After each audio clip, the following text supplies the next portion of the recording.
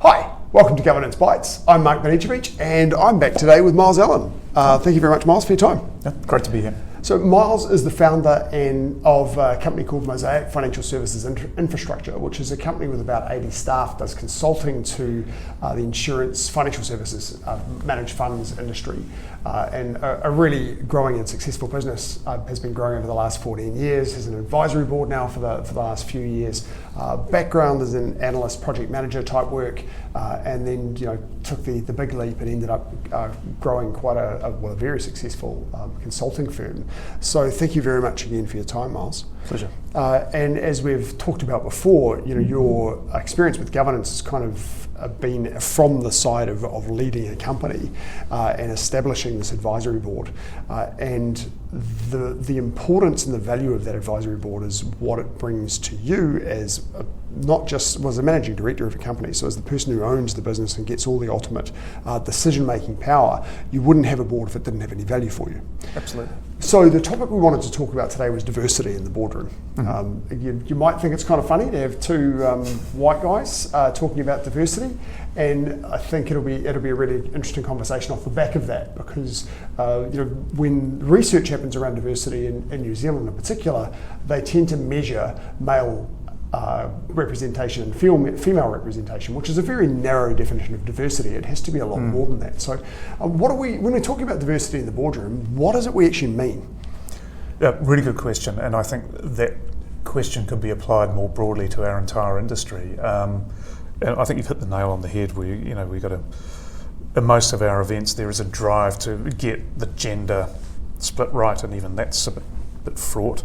So whilst you want the diversity of thought, and diversity of gender and race will give you some of that, but you also got to look at people's backgrounds. So if we had taken our board exclusively from the leafy suburbs in Auckland, that would probably give us an element of groupthink, which would be a whole lot less useful than what we have.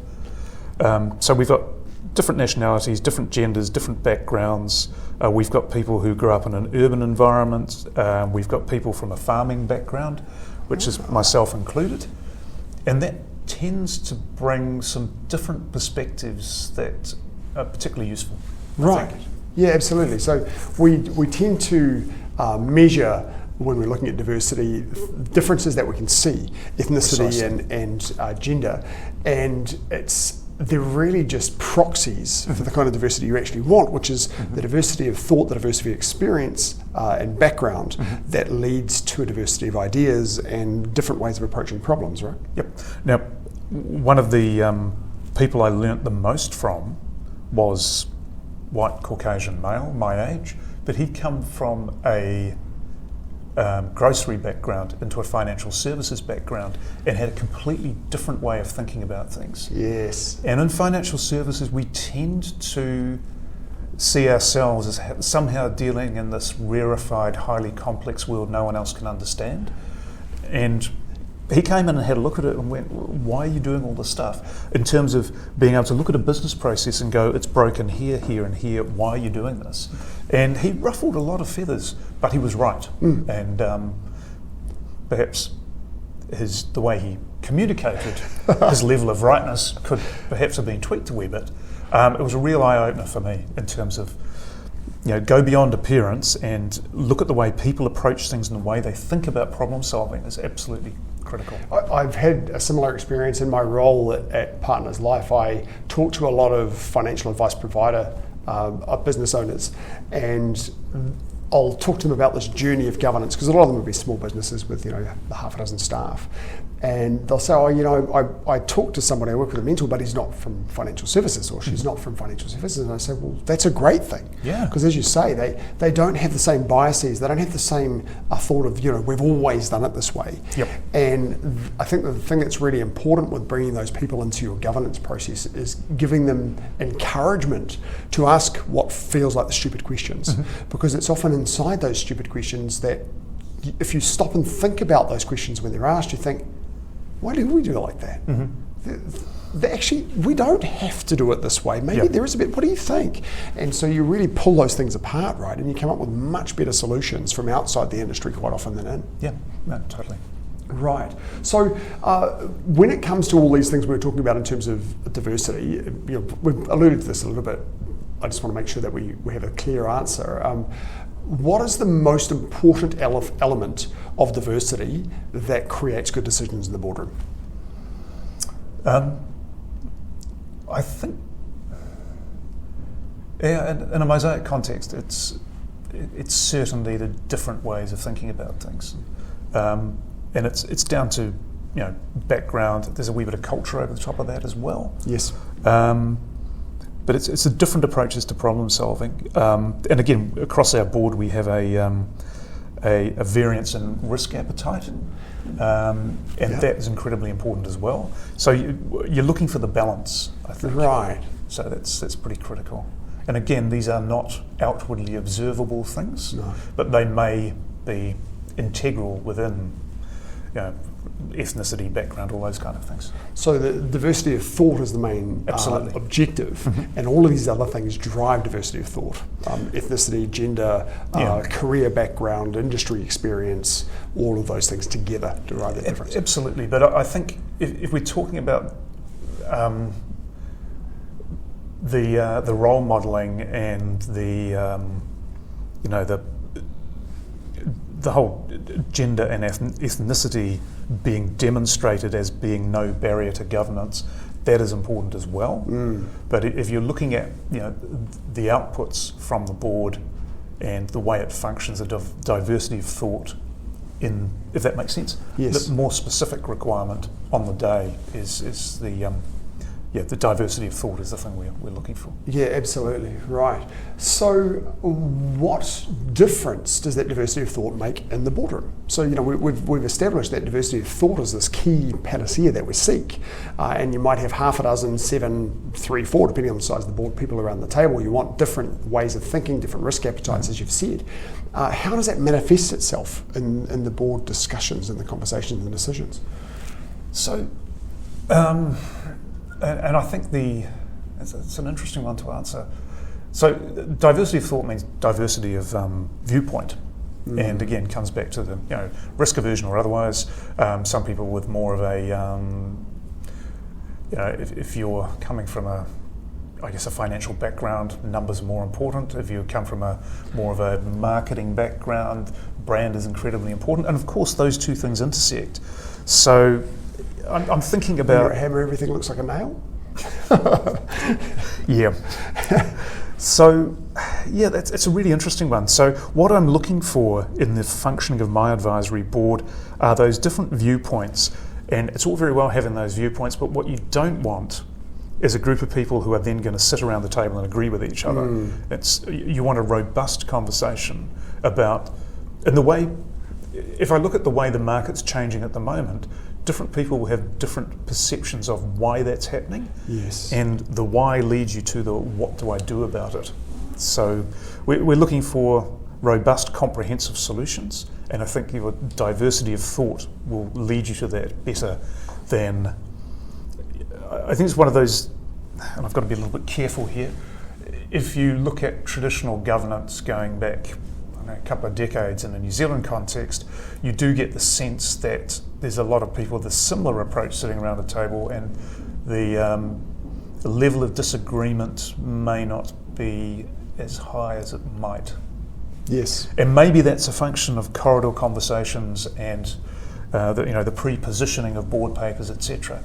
But then why have the board if it's just a rubber stamping exercise? Right. Yeah. Right. So having that diversity of viewpoint leads to a topic being brought before the board, and people giving everyone will have their preconceived ideas of what they think the business should do as a result of that problem, and the different viewpoints will lead to a strong debate around different possible solutions. Absolutely. And then you reach a strong, better outcome because different risks have been considered, different possibilities have been considered, so you end up with a much stronger result. And again, it talks to what we try and do as a consulting firm. So we're trying to bring experience our customers don't have into play, and bring insights they don't have. So you're always asking those, have you considered what about set of questions?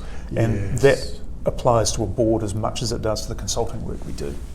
So if we all already know a narrow, that's our experience, then we're just going to reach a fairly narrow conclusion. Right. So, Have you got an example that you can share of when that diversity has led to a really strong outcome? This is where I should have done preparation. So I'm going to have to skirt around this a little bit. Of course, a lot of this is going to be confidential. You won't want to share. It's generally in response to the market conditions. So, as everyone in financial services realises, particularly when you're talking about the banking industry, it operates in cycles of expansion and contraction. Right. And this was actually, we needed a strong outcome around the contraction we're seeing at the moment. What does it mean?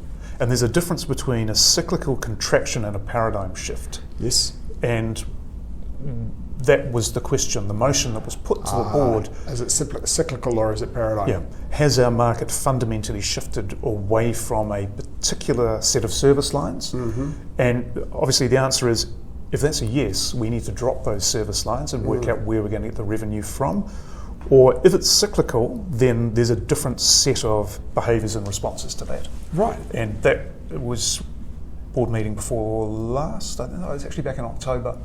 And as an owner of the business, I was driving my board pretty hard to get a response to that. And that was probably the thing we spent most of the time talking about. So what you're doing then is you're leveraging your more senior members' experience in the industry. You're leveraging your advisory board members' view of technology and how that's likely to be applied. Yes. As you may know, Nicole Buson's a technologist. She doesn't come from financial services necessarily, so her view on that is particularly valuable. And everybody else has got a different experience, and we've got a number of people who've spent a lot of their career offshore, so you're bringing those perspectives. Mm-hmm. So I think we got to a point where we got a good outcome. Great. And very robust discussion. So again, coming back to the whole corridor conversation in perhaps a more traditional, larger institution, there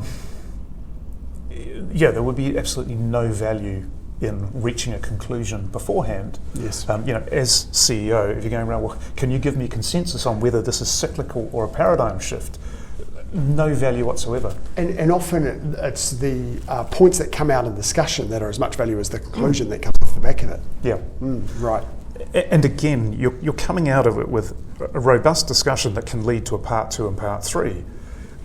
When you go away and ruminate and think about what have we not thought about, and if you put a whole AI overlay on this, which we did, and you go, well, we do a lot of business analysis. Is that redundant? And the answer we came to after a lot of discussion and a lot of research, and we've unleashed it on our guys to go, well, if you're not using this tool, it's not that, or rather, business analysis is not redundant. Business analysts who don't use AI will be very shortly. Yes, it's a tool that can very much add to and make more efficient existing skill sets rather than replace them.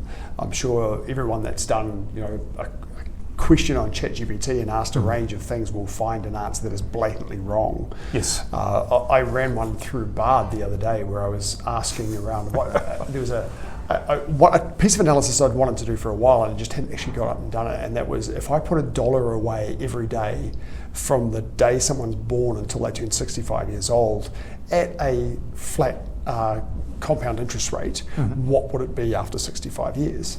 And I threw that question into Bard, and I'm not sure whether it's the way that I asked it. I think it was fairly robust, but it came out with the wrong answer.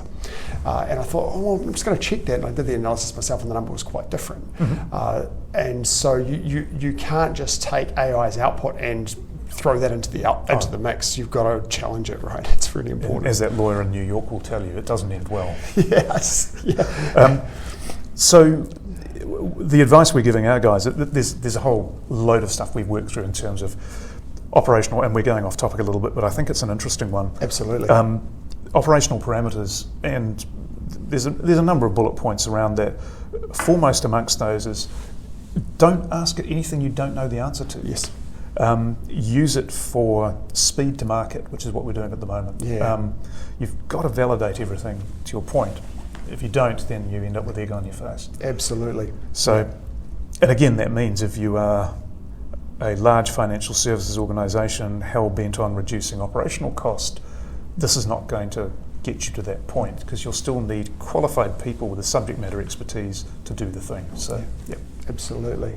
It's just coming back to the concept of diversity of thought, one of the things that it brings to mind for me is if you've ever watched any of the work done by Edward de Bono, who wrote Six Thinking Hats, that whole lateral thinking. You look up a couple of YouTube clips, and the way that his mind works, the way that he takes two disparate concepts and brings them in and comes up with a really creative solution off the back of that, really lends itself to this concept of it feels like the sort of thing that you get when you get diverse conversation leads to the same sort of thing as I've seen with de Bono, which is just fascinating to watch. So you can absolutely understand the value in that diversity. So just one final question then to finish us off. You've got this experience now with having the governance board with the advisory board rather with Mosaic. What advice would you give to somebody who was starting a career in governance? Ooh, that's a tough one.